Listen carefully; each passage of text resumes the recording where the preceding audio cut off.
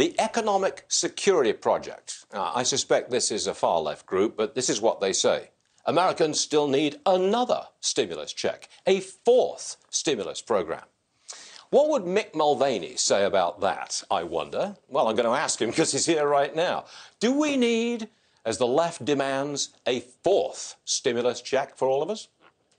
No, Stuart, good morning. It's good to be back. And your instinct is correct. That's a hard left-leaning group. It's founded by some Obama for America folks from a decade or so ago. So I don't think anybody really takes it seriously from an economic standpoint. But what you are seeing now is the continued disconnect between economics and politics.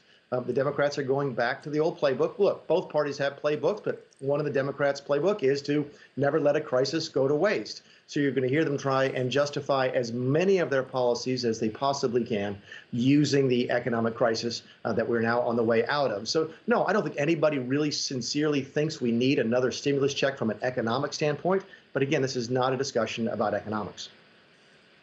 I saw a study this morning that if the president puts the corporate tax rate back up to 28% and you add in state corporate taxes, you end up with a corporate tax rate of around 32%, which would be higher than most other countries in the world.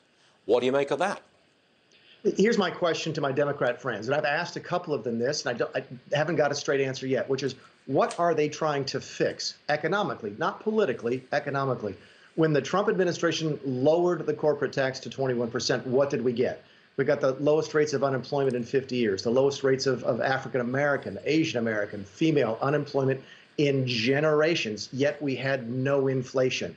It worked. So my question is, what are you trying to fix? What is broken in the system economically? And of course, the answer that I always get is, it's not about economics, it's politics. The Democrats have to raise taxes on corporations because that's part of their political sort of platform. It's not about money, it's about votes and keeping their base happy. So all I tell people on the markets and in Wall Street is, look, don't try and explain what's happening in Washington using economics. It's all about politics, it's all about power politics, and it will not change until the Republicans take the House back in 2022.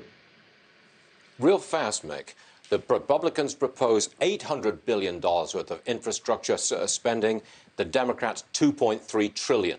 You think we're going to end up somewhere in the middle? No, because it's not about money in that particular circumstance. It's about what is the money for. The Republican proposal was primarily infrastructure.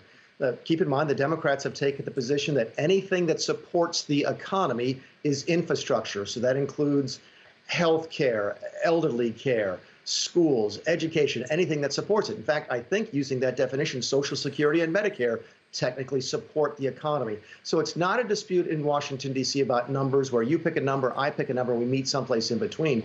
They're having a fundamental disagreement over what is infrastructure. If they could simply agree that it's roads and bridges and rural broadband, I think you would get a deal, probably slightly north of $800 billion. But it's the language they can't agree on, and when you can't agree on language, it's very difficult to get an agreement. Leftist politics are getting in the way. Mick Mulvaney, always a pleasure. Thanks for being with us today. Always appreciate it. Thank you, sir.